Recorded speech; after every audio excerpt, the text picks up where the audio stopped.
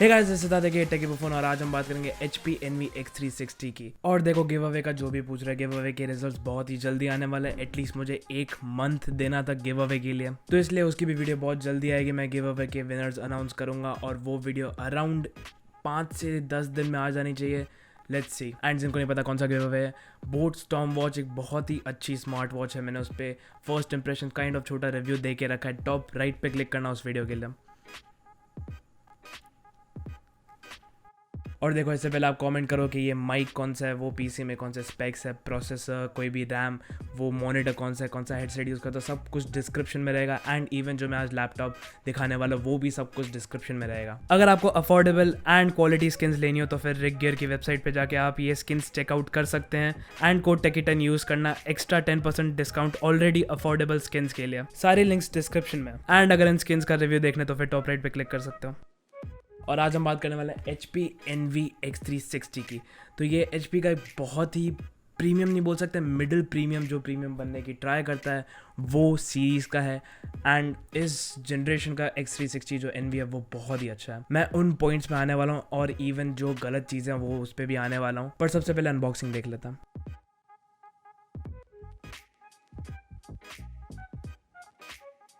देखो भैया, आज तो बहुत बड़ा बॉक्स है, शायद से ही फिट होगा, तो sorry for the inconvenience.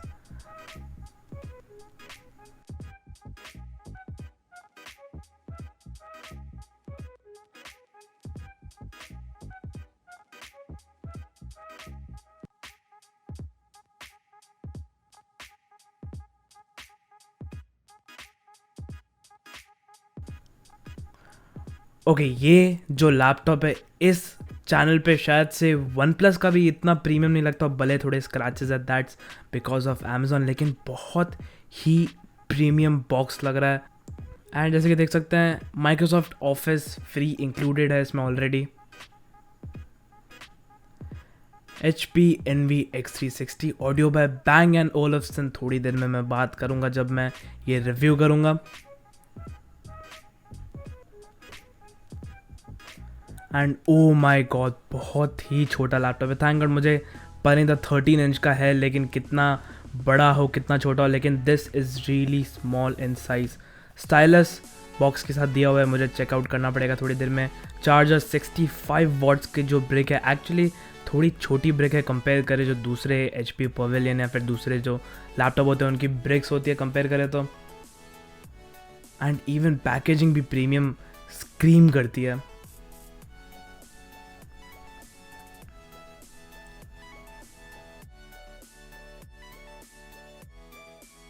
This is a really nice texture. Fingerprints already चालू हो चुके हैं, शेट। एंड थोड़ा एक मैनुअल मिलती है और ये प्रिटी मच सम अप करती है पूरी अनबॉक्सिंग को। By far the best unboxing मेरे हिसाब से।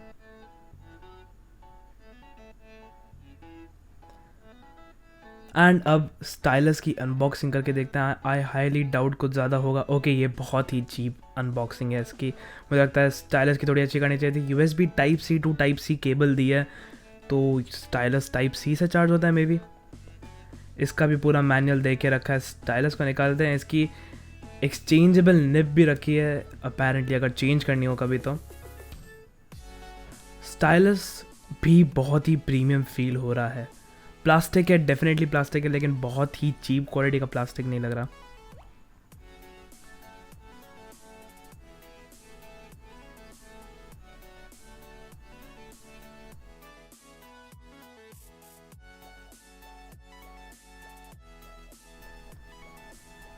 एंड लैपटॉप का जो कीबोर्ड प्रोटेक्टिव थिंगी जो भी है वो निकालते हैं। This is a really nice keyboard. Fingerprint sensor दे के रखा है, नाइस।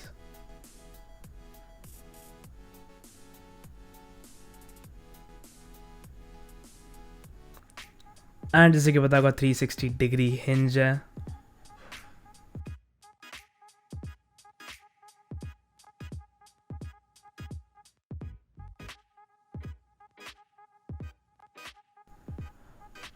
तो जैसे कि आपको पता होगा, आप इवन ये टैबलेट जैसे यूज़ कर सकते हो, विच इज़ प्रिटी इंटरेस्टिंग।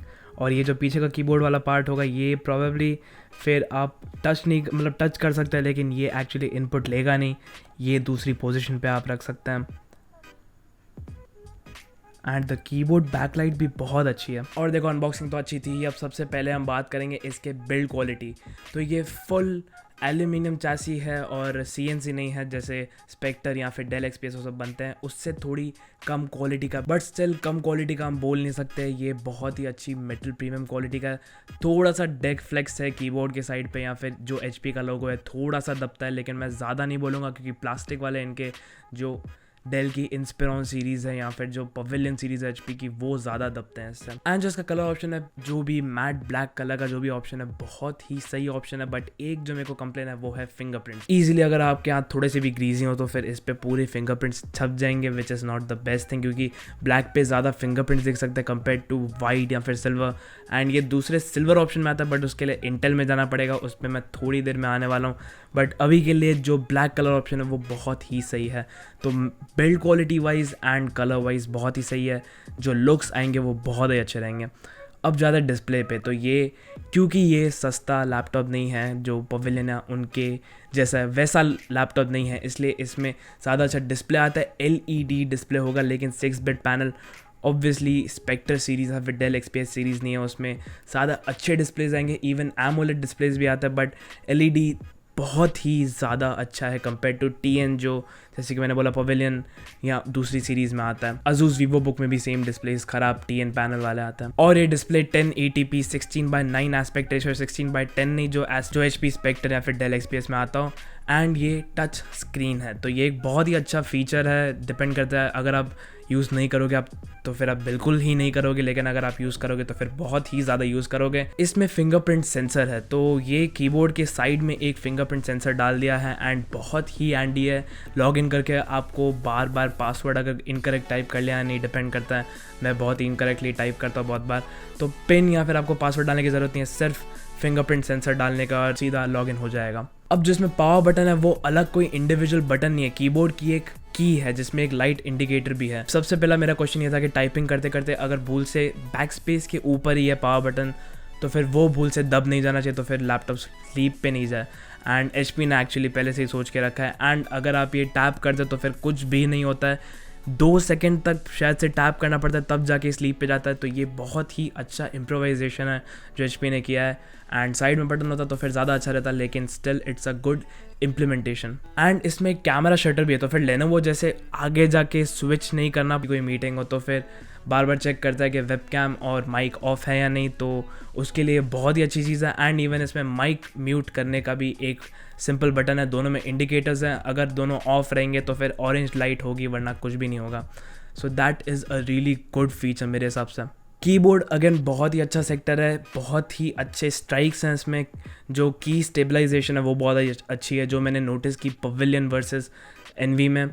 और कीबोर्ड ओवरऑल जो है वो बहुत ही अच्छा है। थोड़ा मैंने जैसे कि बोला डेक फ्लेक्स होता है, लेकिन कोई डरने की बात है नहीं। वो कीबोर्ड ओवरऑल मुझे लगता है कि बहुत ही ईजिली, जैसे मैंने ट्रांजिशन कर लिया पवेलियन में से एनवी में, एंड इवन जो फुल जो कंप्यूटर का कीबोर्ड होता है उसमें से मैं इसमें ट्रांजिशन हो चुका हूँ। मुझे 2-3 दिन लगे, बट 2-3 दिन बहुत ही कम है कंपेयर टू थोड़े बहुत लैपटॉप में मुझे 1 वीक 2 वीक इवन 1 महीना जितना लग गया था। एक चीज़ जो मैं अब तक ट्रांजिशन नहीं हो पाया वो है बैक स्पेस। इसका बैक स्पेस थोड़ा ज़्यादा राइट साइड पे है, एंड इसमें जो राइट साइड पे नंबर पैड होता है वो नहीं है, ये 87 कीज़ वाला लेआउट है, 103 कीज़ वाला नहीं है।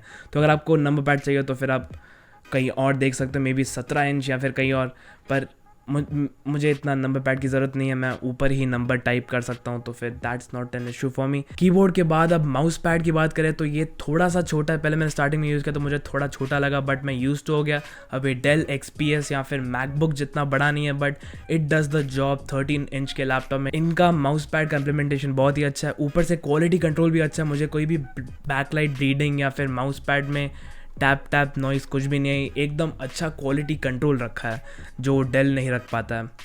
डेल XPS में भी बहुत ही ख़राब क्वालिटी कंट्रोल रहता है, मतलब क्वालिटी कंट्रोल मतलब उन्होंने चेक नहीं किया कि इसका डिस्प्ले सही से काम कर रहा है, नहीं बैकलाइट ब्लीड है या नहीं, जो माउस ट्रैक है, जो माउस पैड है, उसमें कभी कभार सिर्फ ग्लाइड करते करते भी भूल से टैप हो जाता है, तो वो भी नहीं होना चाहिए। वो HP ने एक बहुत ही अच्छा क्वालिटी कंट्रोल रखा। अब साइज़ पे आता है 13 इंच। अब 13 इंच मेरे लिए बहुत ही अच्छा स्वीट स्पॉट रहा है। मैं 15.6 इंच वाले लैपटॉप्स डेली ड्राइव किए हैं एंड उसमें बेजल्स थोड़े ज़्यादा होते हैं, इसलिए लैपटॉप थोड़ा ज़्यादा बड़ा हो जाता है, पर इसमें बेजल्स बहुत ही मिनिमल हैं, इसलिए इसमें 13 इंच लिटरल 13 इंच है, क्योंकि लैपटॉप की साइज़ भी ऑलमोस्ट सेम है एंड ये बहुत ही छोटा एंड पोर्टेबल लैपटॉप है एंड इसलिए कॉलेज पर्पसेस या फिर ऑफिस पर्पसेस के लिए बहुत ही अच्छा रहेगा। पोर्ट्स की बात करें, 2 USB-A पोर्ट आते हैं, बट एक फ्लॉपी थिंग आती है, क्योंकि इतने पतले लैपटॉप में USB-A जो फुल पोर्ट होते हैं, जो माउस के लिए या किसी और चीज़ में यूज़ कर सकते हैं, वो फिट नहीं ही कर सकते, इसलिए HP ने ये चीज़ डाली है इसमें। थैंक गॉड डेल XPS जैसे निकाल नहीं दिया। एक USB-C पोर्ट है जो थंडरबोल्ट नहीं है, बट आप एज चार्जिंग के लिए यूज़ कर सकते हो, वो बहुत ही अच्छी चीज़ है। लेकिन चार्जिंग के लिए अलग से बैरल कनेक्टर दिया है, बैरल पोर्ट दिया है, तो आप बैरल जो इसके साथ चार्जर आएगा उसके साथ चार्ज कर सकते हो। एंड एक और है ऑक्स पोर्ट। फिर आते हैं सबसे क्रूशल पॉइंट, परफॉर्मेंस। तो अगर आपको पता हो तो फिर आजकल AMD जो Ryzen प्रोसेसर है वो बहुत ही आगे निकल रहे हैं इंटेल के जो i5, i3, i7 प्रोसेसर से। एंड मुझे ये बात इसलिए चले क्योंकि ये HP Envy X360 एक ही शायद से लैपटॉप है जिसमें proper AMD 4th generation Ryzen processor होगा। अब मैं जो डेली ड्राइव कर रहा हूँ उसमें Ryzen 5 4500U है, वो i7 10th जनरेशन से कहीं कहीं पे बीट कर देता है, कहीं कहीं पे उसके जितना है।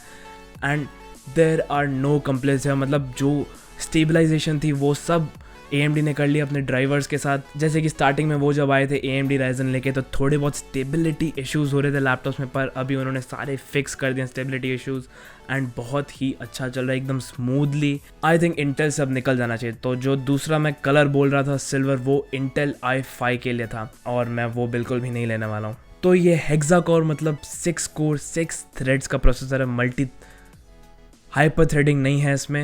एंड हाइपर थ्रेडिंग 4600H में जो गेमिंग प्रोसेसर हो गया उसमें 12 थ्रेड्स मिलेंगे, बट ये 2.3 GHz बेस फ्रीक्वेंसी के साथ आते हैं एंड बहुत ही हाईली एफिशिएंट कोर्स हैं।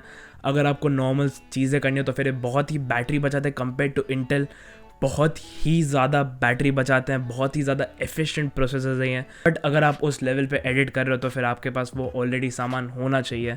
ये लैपटॉप डेली ड्राइव करने के लिए बहुत ही पोर्टेबल है, बहुत ही अच्छा है, बट एक वर्क स्टेशन नहीं है ये। और देखो SSD की बात करें तो SSD इसमें सैमसंग की और बहुत ही क्विक है। बूट लोड टाइम 4 से 6 सेकंड है मैक्स, मतलब बटन क्लिक करोगे एंड 6 सेकंड्स में आप फिंगरप्रिंट रीड करके ईजिली आप ऑन कर सकते हो इस लैपटॉप को एंड अपने टास्क चालू कर सकते हो कंपेयर टू जो HDD होती है, जो नॉर्मल हार्ड ड्राइव होती है। एंड बाय द वे जो भी ये लैपटॉप लेने वाला, अगर AMD के जो सॉफ्टवेयर डालने वाला, सबसे पहले सेटिंग में जाके वेरिएबल ब्राइटनेस ऑफ करना, that's a free tip for you.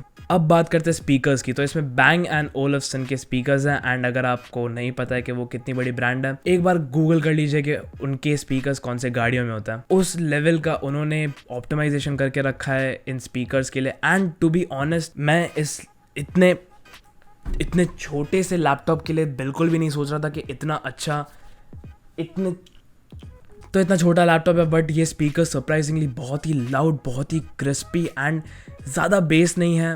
But laptop में मैं इतना प्रेफर भी नहीं करूँगा बेस, क्योंकि फिर ज़्यादा वाइब्रेशंस होंगे।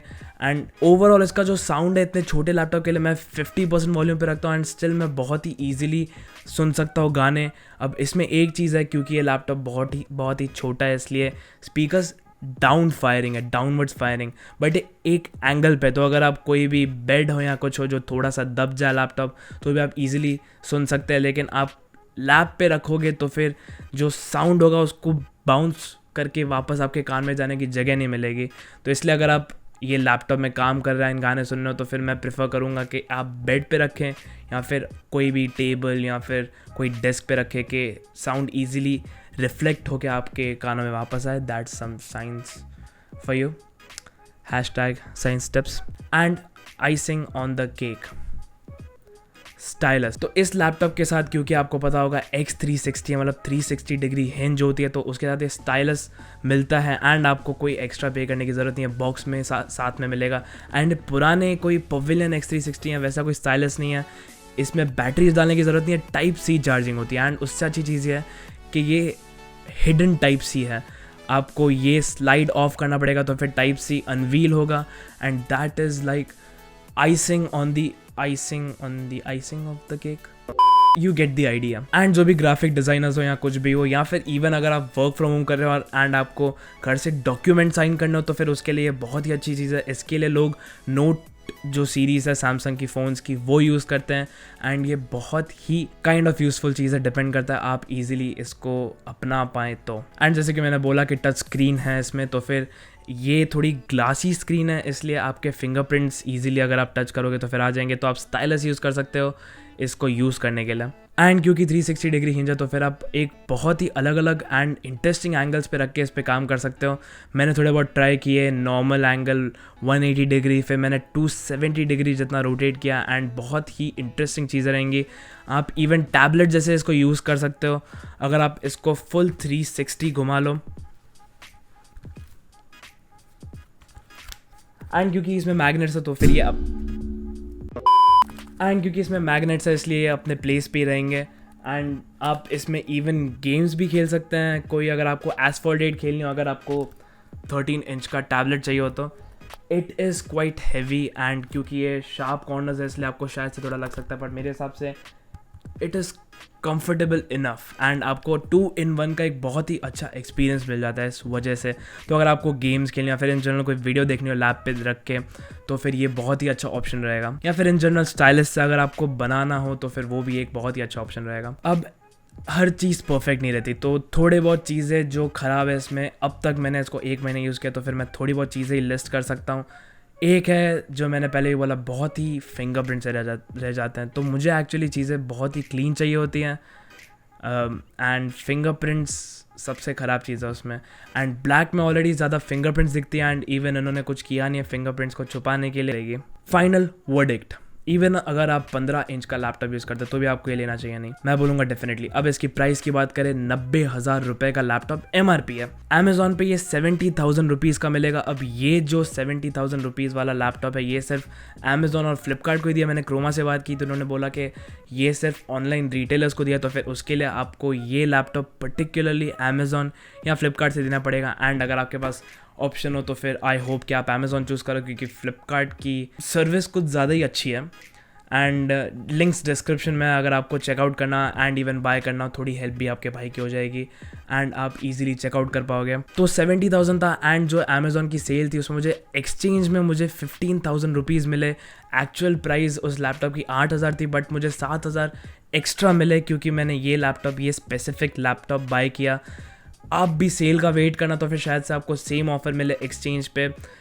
टोटल मुझे 15,000 रुपये एक 8,000 वैल्यू के लैपटॉप के लिए मिला। टोटल मुझे 55,000 रुपीज़ का पड़ा। अब अगर इवन आपको 60-70,000 में मिले तो भी मैं बिल्कुल रेकमेंड करूँगा, मतलब मुझे बहुत ही स्टील प्राइस पे मिल गया, बट आप 65 या 70,000 पे ले सकते हैं। एंड इसमें इवन Ryzen 5 4500U है जो i7 से अच्छा, बेयर इन माइंड दैट।